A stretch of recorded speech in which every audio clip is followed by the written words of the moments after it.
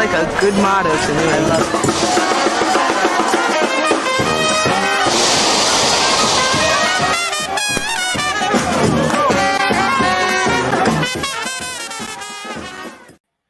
Well, Thursday night in Boulder was a little weird.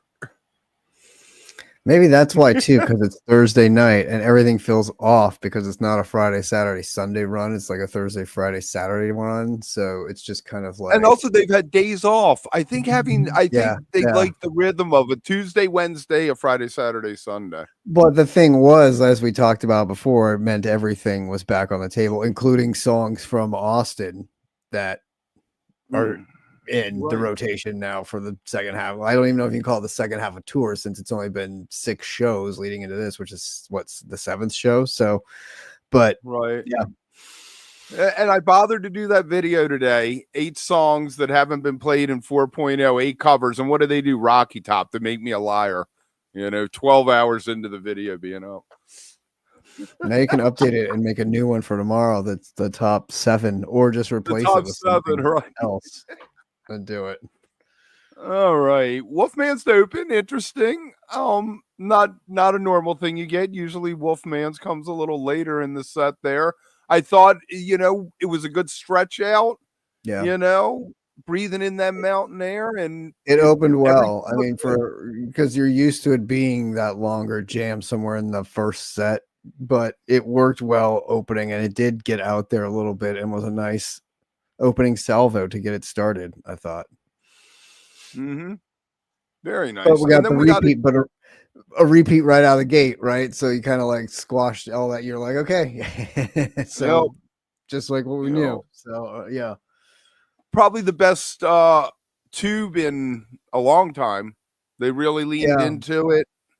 Page was on fire in that middle section jam. I thought really was bringing. And I think these 2 songs, it kind of planted the flag of like, we're here in the stadium to jam and rock, and it was kind of 2 big opening songs to come out with and sort of like lay down and play and bust out. And I great.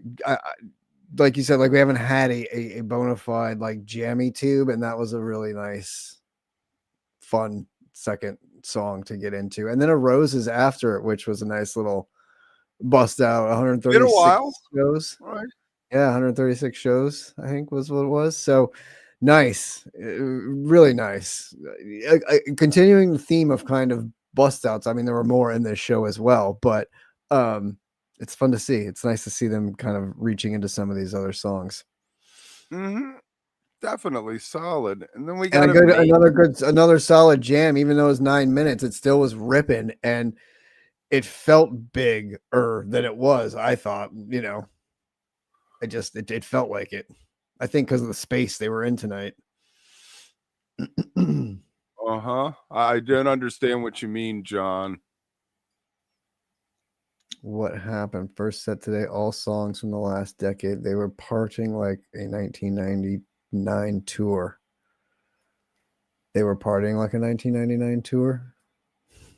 Cool. Yes, definitely. I mean, I like the maze and bouncing back to back there felt very like Red Roxy to me, like felt like back, like going to see them few miles down the road back in the old Colorado days. So I like that. I know we'll talk about bouncing what you thought, but again, like having the Roses come back, having that tight compact jam in that, having these first 3 songs all having good jams in them, and then dropping into a maze, which sort of upped the game a little bit and sped it up. It was so cool watching the maze because Trey, was right there with Paige, and he was watching her play the organ, and he was like just smiling at it. He's like, "Go, Paige, get it." You know what that reminds me of, Kev? Mayor and Clemente. Mayor goes over and watches Clemente, and they have the little, connection going on. It very much reminded me of like Trey just being able to turn and like, very much. Yep. They had a moment there, to say the least. Love it. Bouncin. I mean, we talked about Bouncin at the member hang at set break. I think I saw it too many times, too quickly. It's such pure PHiSH. Come on, like pure love PHiSH. I mean, like I said before, if you like Bouncin, you probably like Evolve, and I love Evolve because it reminds me of Bouncing, which reminds me of PHiSH, and I like them both. So like, suck it, haters. Like, I love it, and Bouncing's just so fun. Like, it's just I don't know, that's PHiSH to me. And putting it right after Maze, it just felt so perfect and so just reminded so much nostalgia in that moment. For I was like, oh, this is such a perfect spot here. And then a Nellie Kane after, you just had this like great, again, we talked about that too, like which one was it, like what's the blue light? There's like 4 of them that go through your head at the first, and you're like, which one is it, oh yeah, okay, got it. And so again, I'm glad Mike seems very happy when he's singing a bluegrass tune. Very.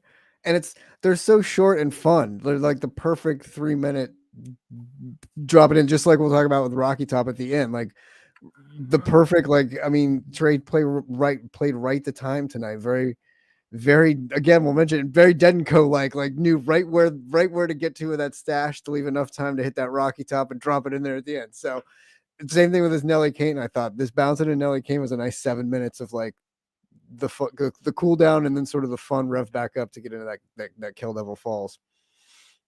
Yep. And nice micro jam, actually probably a little longer. I mean, 13 minutes, it had enough time to breathe.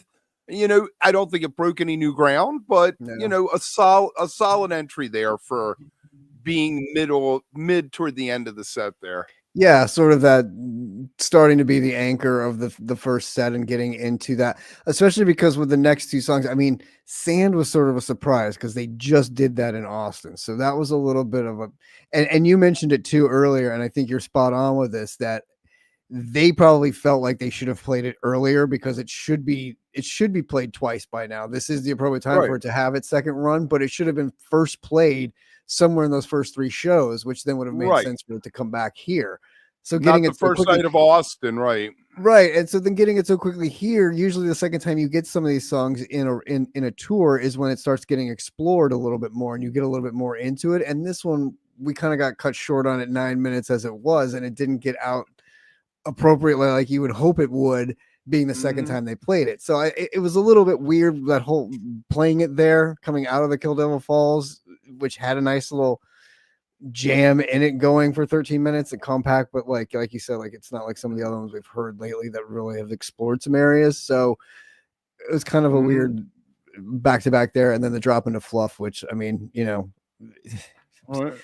the granddaddy of white lights, my favorite white light moments, the best way to end a set other than Antelope, I think, is a Fluff. So I always think when they execute a Fluffhead like this, and it's they really nail it. Back to the story of Trey in 2003, walking off stage after they totally blew and be like, I'm never playing that effing song again. Yeah. Well, we should do a Fluffhead video probably. Totally, Mike. I agree. Bring back, and then it coming in Hampton, and because it's that coming back. And Mike, I agree. Bring back Mule. I love Mule. I don't know the last time I heard a good Mule. We went through that pretty quick there. If you're watching this later, make sure you leave a comment. Tomorrow morning we got an interview with Mitch Stein coming out. We'll be there, members, for Set Break Hang, and we'll be back after the show. So we're not going to inundate you. If you're following the channel, turn on the notifications. We got a lot of good stuff there. Yes. Hey, Skoy, what's up, brother? How are you, man? Oh, it's Skoy, former Waddy. Yes, Waddy. Former Waddy. Foreman, yes, the last one was with Billy. That's right. Yeah. That was ripping. I do love the white lights. They're my favorite thing. This one's also for Skoy. See, you bring up white lights and he appears. He's like, that's like the magic of Skoy. You start talking white lights and here he comes. He knows my favorite white lights are Fluff. Usually I always text him a picture of it or text a picture like tagging him. I'm like, Skoy, white lights. But tonight they didn't look right on the feed, so I didn't do it. But anyway, too much bleed with the open sky. Exactly. It was like, and he doesn't have control of like any other lights in there, right? Like there's nothing else to like unless you blast the so it was kind of like, oh, white lights don't have that impact. All right, we open with Carini, which is always a good sign. You're always hoping that this is going to be the one, but This one was only half of the one they did in Manchester. It was only 12 minutes, man. That was not where I want my Carini, honestly. Like, I've gotten that spectacular one in fall when they encored it in San Francisco that time. That's where you want a drop in. Like, it's a fun drop in because it gets you going for that, kind of like Axel or something, like to really drop you into the first song of the second set. But yeah, the dueling banjos was fun. That was cool. And the jam was good. I mean, again, Carini's kind of one of those. Are you going to get like the Blissy jam? Will they go evil with it? Which usually doesn't happen that much anymore. So this one's like kind of took off into that Blissy. That is weird, isn't it? Zone. The Carini always goes to Bliss, and the song so evil in the beginning, and then the well is so nice in the beginning, but it goes the other way. But it always has that potential. As soon as they drop into that jam, it's so like, and then all of a sudden it just sort of whoop, and then you're in this like zone. You're like, oh, it's not where I expected my Carini to end up, but here we are. What do we move on from? What are people talking about? What are they still talking about the first set? I can't keep up with the chat. That's why I put it like that, so I could do that. I mean, dropping into Yem though is like, yeah, thank you, we're here.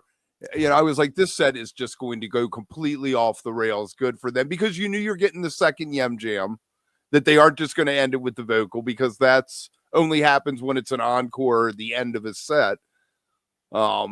The jam was fantastic though. Nice solid 5 minutes they got out there. Jam was solid. Jam was nice. And the 2-spot was fantastic.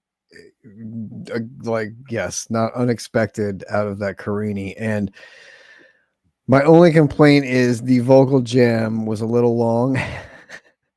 You know how I feel about that. The other one was nice and short and compact that dropped back into the jam. Like, we had a quicker moment of that. This one, we kind of it went out a little bit. Then I love when they go back into that jam. It's just so right. I really think the trampolines need to be retired still. I know there was no mishap or anything. Either that, or you yank someone up off the rail and have guest trampolines.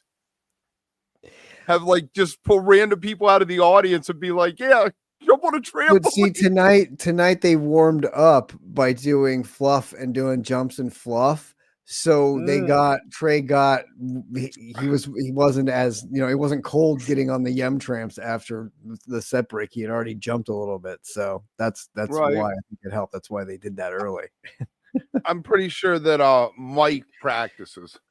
Mike's at home. He has a tramp at home in the living room. Oh, for sure. He plays on it for fun, not even practicing, just for fun. He just does it. He probably has those things too, the chin-up bars that you can hang upside down on, and I'm sure he hangs upside down and plays too. Like I love it. Definitely. All right, and then Sally. I mean, wow. Who knew that was going to be the one where they took it out? It never got much past the groove bass thing. It's not like we got one of those dark jams that we got the first 4 shows, but first time in 81 shows. So yeah. And it was a good jam. I mean, this was sort of dance party. It was a dance party. Exactly. I was going to say, this is sort of where that funky groove part of the show hit, which would then come back with like, after the light jam, when we got into sort of the show where the slower, shorter Pillow Jets 2001 Possum, which, yes, Skoy, I know you're freaking out about the 5-minute 2001. We're going to get to that in a minute because Kevin has the same problem because of the one they also played earlier. That was only 7 minutes or whatever. And I don't know what is going on with that song now and why they did this whole little thing. But the Sneak and Sally, great intro out of the Yem, I thought too. Like, it was a perfect drop into there, which then hearing the crowd go crazy, it's that, one of those high energy moments being there. Like, that had to have been a great feeling in there. And then coming out of that jam, slowing it down and going to that light. Now here's where it gets light. Here's, as you said, everything goes off the rails kind of through here. And this light was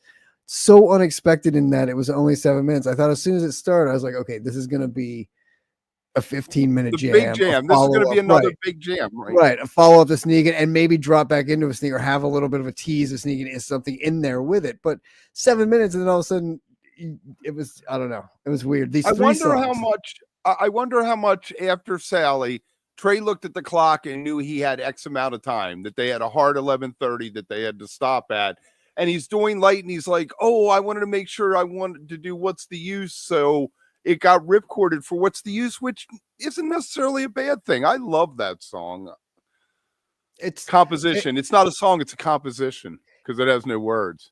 Right, but yes, you already told me it was a song because I was like, it's a great song out of a jam. Like it always fits so well when they just sort of drop into that and coming in through it. It works. It's just, I guess 14 minutes with those two put together gives you like the length of one long, but I think you kind of expected light to go longer than that. Right, it was as close as they got to Dark and Sludgy All Night. Yeah, as close as we were going to get to that. And then Pillow Jets, I think Savvy was telling us at intermission there was lightning off in the distance and stuff. So if they heard thunder, because again, weird place for it to go. I guess it's starting to live in this 7-minute zone. The last couple of them have been sort of this shorter jam. So Skoy, welcome. My man. Welcome. He's back. Yeah, the other Pillow Jets they did earlier in the tour was only 7 minutes. So it seemed like last year it really had grown its wings. It was, it was 14 minutes. They were really exploring places with it before they got into the Conjurers of Thunder and like going out with it. So yeah, I don't know. Odd. And then the dropping into the 5-minute 2001, which I don't know. You want like an afterthought. You're ready to groove. You're ready to get down for a little bit, like at least 7 minutes, at least 8 minutes. Like if you're going to cut it out, but 5, hoy. Strange. But you know what? Second instrumental in the set, which I will always be into. I've always said they should try a whole instrumental set at some point. Just a giant. Yeah, I know. It's going 5 minutes. Exactly. Yeah. Skoy knows what we're talking about. Possum, I often wonder if when Trey doesn't know what to play, he plays Possum. Yeah. I don't know. We looked up the last time they played 2001, which was one of the opening 3 shows. And second they had night, second night. And it was in there in 7 minutes in the second set. They also played Carini that night.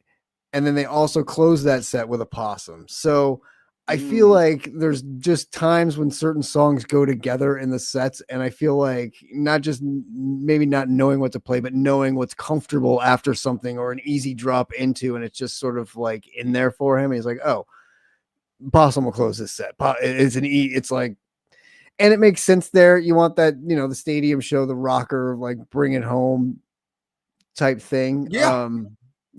So no, it's huge. It works. It's another dance party. I mean, it's just if you. I think you're looking more forward to it coming out of an 8-9 minute 2001 to drop into it than then be like, let's go. So yeah. I love the Possum though. I mean, if you can't dance to Possum, what are you doing? You gotta get your backfield in motion there. Another classic white light moment too is Possum. Like it's right there behind Fluff. So to get 2 of the best white light songs to close both sets, fantastic. You're gonna take that any day. You're gonna take a Fluff, a Yem, a Possum in a set or in a show anytime. So yeah, good stuff. Yo, Stash. I love Stash as an encore. I guess 91 was the first time they did it, and then maybe 96 or something like that as an encore. It doesn't happen very often, obviously. No, it hadn't happened in 30 years almost. So, but that was good. I guess the issue is you aren't given the chance to realize your full potential with it because you have to. He knew he had 10 minutes left. Right. Right. And so, coming into the landing where he was, you were kind of looking at the clock and it was like at 26, then it was at 27. And you're like, is he going to extend out the end and just like play with it for another 3 minutes to just like let it go? Or is he actually going to like try and like, just let's end it and drop into something else, which is what they ended up doing. It was just like, all right, I'm gonna pull it up here, land real quick. All right, Mike, go. And it was like the relay or like the landing, you're down, go. So yeah, but still fun to get in the encore. 8 minutes again, you kind of wanted to go out to 10, 12, but yeah, they're gonna take that, and then a Rocky Top, which another bust out. First time 2019. What was the New Year's run in 2019 was the last one. Yeah. Yep. So first time 4.0, as your video pointed out today, Kev. Now is off, but good stuff. Fun first night. Felt like, again, it for what should have been kind of like that Friday night show of a 3-night run over the weekend is a Thursday night. So I think it kind of felt like that. So we'll see where tomorrow night goes. I think tomorrow night's gonna be a fun show because do we get something special tomorrow? Do we get a Harpua or an Iculus or something like that because it's the 4th of July? I would think, it's usually the last night or something, but I think this is a special occasion. So if you were going to do something with the drones and tell a story, possibly that's where you go with it, right? You have an Iculus drone story with something crazy going on. A US Blues would be fun as an encore. A US Blues? Right. Do we get Fishman doing Killing in the Name again? No. I think it will be a fun show, though. I think it will be one of those holiday, kind of like what you'd get with a Dead show on the 4th of July, like a US Blues and like a the songs, the Americana songs you're gonna get. And so I feel like Fish will do something in their repertoire that's not necessarily Americana, but Fishicana, so to speak, or whatever. So yeah, Savvy, I want to hear about tapers. Maybe Monday, if you're in the member show in the morning, you can tell me about what was going on there. Definitely. I heard it was awesome. It's up on archive, so you guys want to go listen to it, go check it out. Whoever taped it, I'm not even sure who taped it, but fast turnaround. I'm very impressed. It's already up on archive. Go check it out. All right, and we will see you guys. See the members at the member hang. See everybody else after the show. Thanks for watching. Fascinating. Absolutely fascinating.